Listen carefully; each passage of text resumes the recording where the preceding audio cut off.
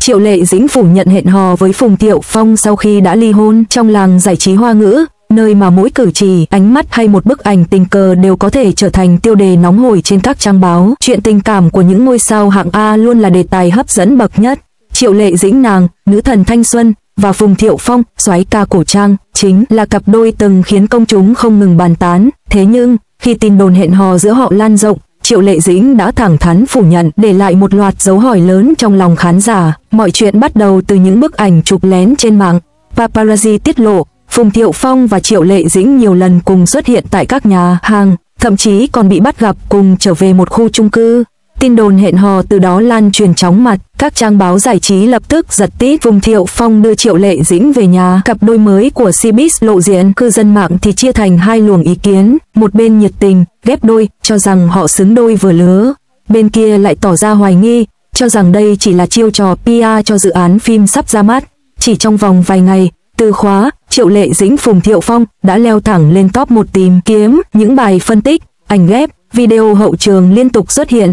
Các blogger giải trí đua nhau soi từng chi tiết, ánh mắt, cử chỉ, thậm chí là trang phục của hai người. Truyền thông gần như tin chắc giữa họ có một mối quan hệ vượt khỏi tình bạn đồng nghiệp. Trước làn sóng tin đồn, Triệu Lệ Dĩnh cuối cùng cũng lên tiếng. Trong một buổi phỏng vấn, khi được hỏi thẳng về chuyện hẹn hò với Phùng Thiệu Phong, cô mỉm cười, đáp ngắn gọn, không có chuyện đó, tôi và anh ấy chỉ là bạn bè, đồng nghiệp tốt. Câu nói đơn giản nhưng lại như một gáo nước lạnh dội vào ngọn lửa đồn đoán đang bùng cháy. Phủ nhận rõ ràng, dứt khoát Lệ Dĩnh không để lại khoảng trống nào cho sự nhập nhằng. Điều khiến dư luận bất ngờ là sự im lặng của Phùng Thiệu Phong. Anh không vội vàng lên tiếng, cũng không đưa ra phản bác. Trong vài lần hiếm hoi xuất hiện trước công chúng, anh chỉ nở nụ cười mơ hồ khi bị hỏi về Triệu Lệ Dĩnh. Sự im lặng này càng khiến khán giả phân vân, phải chăng anh có điều gì chưa thể nói? Phải chăng phía sau sự phủ nhận của Lệ Dĩnh là một câu chuyện phức tạp hơn? Có nhiều giả thuyết được đưa ra, một số người cho rằng Triệu Lệ Dĩnh ở thời điểm sự nghiệp đang lên như diều gặp gió, không muốn để chuyện tình cảm lấn át hình ảnh chuyên nghiệp. Người khác lại tin rằng mối quan hệ giữa cô và Phùng Thiệu Phong có thể tồn tại thật nhưng chưa đủ vững chắc để công khai. Việc phủ nhận là cách để bảo vệ cả hai trước áp lực dư luận khủng khiếp. Lời phủ nhận không khiến tên tuổi Triệu Lệ Dĩnh giảm sút, trái lại còn nâng cao hình ảnh của cô như một nghệ sĩ chuyên nghiệp biết đặt công việc lên hàng đầu. Các nhãn hàng vẫn tin tưởng lựa chọn cô làm gương mặt đại diện. Các đạo diễn vẫn săn đón, còn với khán giả, sự tò mò về chuyện chưa rõ ràng này càng khiến cái tên Triệu Lệ Dĩnh nóng hơn bao giờ hết. Cư dân mạng không chịu dễ dàng bỏ qua. Trên diễn đàn, người ta bình luận nếu không có gì, tại sao họ lại bị chụp nhiều lần đi cùng nhau? Phủ nhận cũng đúng thôi, vì công khai sớm quá sẽ ảnh hưởng đến sự nghiệp. Tôi vẫn tin giữa họ có gì đó, ánh mắt đâu thể lừa được. Mỗi ý kiến, mỗi bình luận lại thổi thêm dầu vào ngọn lửa tranh luận.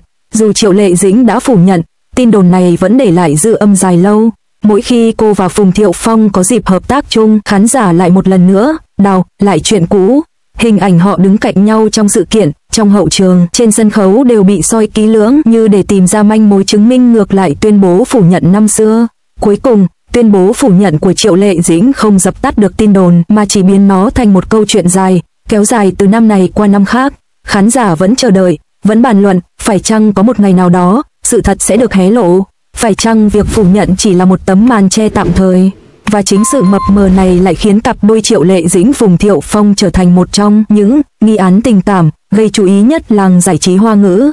Hãy thử tưởng tượng, nếu buổi phỏng vấn hôm ấy, thay vì mỉm cười phủ nhận, Triệu Lệ Dĩnh chỉ im lặng hoặc khéo léo né tránh, thì chuyện gì sẽ xảy ra? Chắc chắn làng giải trí Hoa ngữ sẽ rúng động hơn nhiều.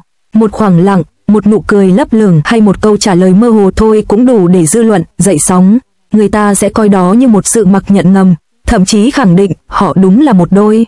Lúc đó, truyền thông không chỉ dừng lại ở việc đưa tin, mà sẽ đào sâu, soi xét, dựng nên vô số thuyết âm mưu xung quanh mối quan hệ của cả hai. Nếu công khai, cặp đôi sẽ ngay lập tức đối diện với hàng loạt áp lực từ sự nghiệp. Triệu Lệ Dĩnh đang ở đỉnh cao, một cuộc tình công khai có thể khiến công chúng phân tán sự chú ý, các đạo diễn e ngại. Từ fan hâm mộ, nhiều fan vốn không thích thần tượng yêu đương sớm, lo sợ hình ảnh thần tượng thanh xuân sụp đổ. Từ dư luận xã hội, sự chênh lệch tuổi tác, tin đồn về quá khứ tình trường của Phùng Thiệu Phong sẽ trở thành đề tài bị đào xới không ngừng. Có thể nói, nếu không phủ nhận, Triệu Lệ Dĩnh sẽ phải gánh chịu làn sóng chỉ trích khổng lồ. Ngược lại, nếu cả hai can đảm công khai, biết đâu câu chuyện lại rẽ theo hướng khác. Nhiều khán giả từng cho rằng họ là cặp đôi vàng trên màn ảnh. Hình ảnh một Triệu Lệ Dĩnh hiền lành, chăm chỉ và một Phùng Thiệu Phong lịch lãm, ga lăng khi ghép lại, rất dễ tạo nên sức hút mạnh mẽ. Sự thật, công chúng đôi khi cũng khao khát những câu chuyện tình đẹp chân thành giữa showbiz đầy thị phi. Nếu họ công khai từ sớm, có thể sẽ nhận được những lời chúc phúc, sự ủng hộ và trở thành cặp đôi được săn đón nhất. Chính vì hai mặt đối lập này mà Triệu Lệ Dĩnh mới chọn cách phủ nhận. Đối với cô, sự nghiệp quan trọng hơn tất cả. Cô biết rõ, một lời thừa nhận lúc ấy chẳng khác nào đặt mình vào tâm bão dư luận, trong khi giấc mơ nghệ thuật còn dang dở. Đó là lựa chọn lạnh lùng nhưng lại rất tỉnh táo của một nữ diễn viên đã trải qua nhiều năm lăn lộn nơi trường quay. Người ta vẫn tự hỏi, nếu ngày ấy Triệu Lệ Dĩnh không phủ nhận, liệu Phùng Thiệu Phong có lên tiếng xác nhận? Có thể có, bởi vốn dĩ anh là người đàn ông dạn dày trong showbiz, từng có nhiều chuyện tình công khai, nhưng anh cũng thừa hiểu, Triệu Lệ Dĩnh không giống bất kỳ người phụ nữ nào trước đó. Cô cần sự bảo vệ, không phải những ồn ào. Vậy nên, sự im lặng của anh khi ấy có lẽ chính là sự tôn trọng dành cho quyết định của cô. Đến tận bây giờ, nhiều fan vẫn hay nói đùa, giá mà ngày đó Lệ Dĩnh không phủ nhận, có lẽ chúng ta đã có một câu chuyện tình lãng mạn hơn để dõi theo. Nhưng họ cũng hiểu, sự phủ nhận ấy lại là bước ngoặt mở đường cho tất cả những gì xảy ra sau này, từ việc bí mật hẹn hò, rồi kết hôn, rồi có con. Nói cách khác, chính lời phủ nhận kia đã biến mọi chuyện thành một hành trình dài, nhiều bất ngờ, nhiều cảm xúc, khiến khán giả khó mà quên được. Đối với Triệu Lệ Dĩnh, câu nói phủ nhận năm nào bây giờ đã trở thành một dấu ấn. Nó được nhắc lại trong vô số bài báo, trong các buổi trò chuyện, thậm chí được xem như minh chứng cho sự khôn ngoan, tỉnh táo của cô. Người ta có thể bàn cãi đúng sai, nhưng không ai phủ nhận rằng quyết định ấy đã góp phần giữ gìn hình ảnh của Triệu Lệ Dĩnh như một nữ nghệ sĩ đặt sự nghiệp lên hàng đầu. Cuối cùng, lời phủ nhận của Triệu Lệ Dĩnh không phải là dấu chấm hết mà chỉ là một dấu phẩy trong câu chuyện dài hơi giữa cô và Phùng Thiệu Phong. Bởi lẽ, sau tất cả, định mệnh vẫn đưa họ đến với nhau, vẫn để họ có một đứa con chung, vẫn khiến cái tên của cả hai gắn liền với nhau trong suốt nhiều năm.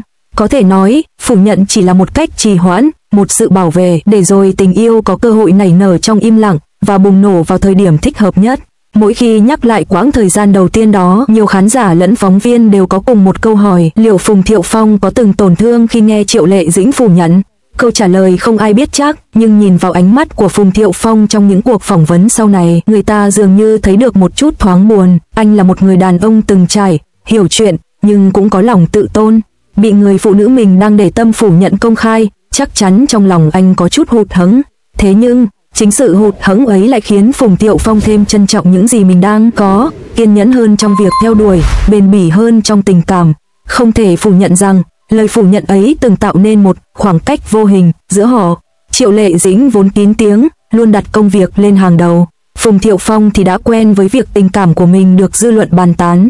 Khi cô phủ nhận, vô tình đã khiến anh cảm nhận được sự khác biệt trong cách cả hai đối diện với tình yêu. Đây cũng là một trong những lý do khiến thời gian đầu, mối quan hệ của họ không phải lúc nào cũng thuận buồm xuôi gió. Có những lúc Phùng Thiệu Phong muốn công khai, nhưng Triệu Lệ Dĩnh lại do dự. Chính sự không đồng điệu này khiến chuyện tình yêu thêm phần trắc trở. Chớ trêu thay, cũng chính từ những vết nứt ban đầu ấy, họ lại học được cách thấu hiểu và nhường nhịn nhau nhiều hơn.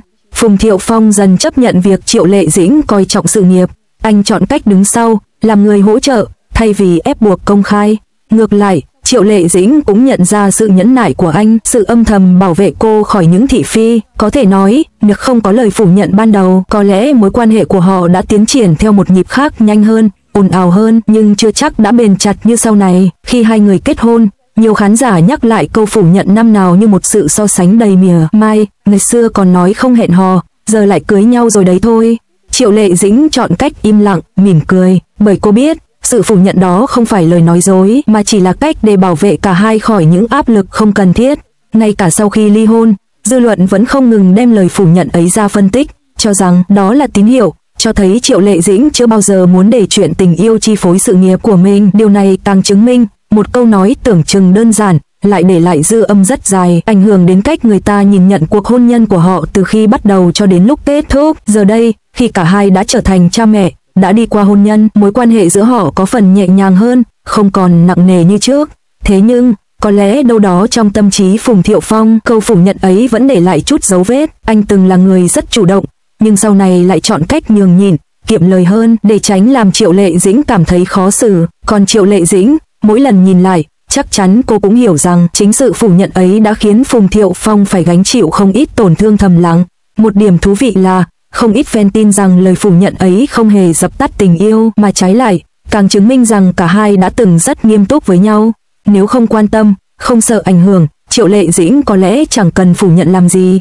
Chính vì yêu, chính vì trân trọng, nên cô mới lo sợ dư luận làm hỏng mối quan hệ và buộc phải lên tiếng. Chính fan là những người tiếp tục giữ ngọn lửa hy vọng, tin rằng sự phủ nhận năm xưa chỉ là lời nói dối dễ thương để che chở cho một tình yêu thật sự phía sau. Sau cùng, lời phủ nhận ấy không chỉ là một sự kiện truyền thông, nó là điểm khởi đầu cho cả một chương tình cảm dài hơi, với đủ cung bậc, ngượng ngùng, đau khổ, hạnh phúc và cuối cùng là trưởng thành. Có thể nó từng khiến Phùng Thiệu Phong sững sờ, từng làm khán giả hụt hẫng, từng tạo ra khoảng cách giữa hai người, nhưng đồng thời, nó cũng rèn luyện sự nhẫn nại, sự chín chắn và giúp cả hai học cách yêu nhau theo một cách thầm lặng nhưng bền chặt hơn.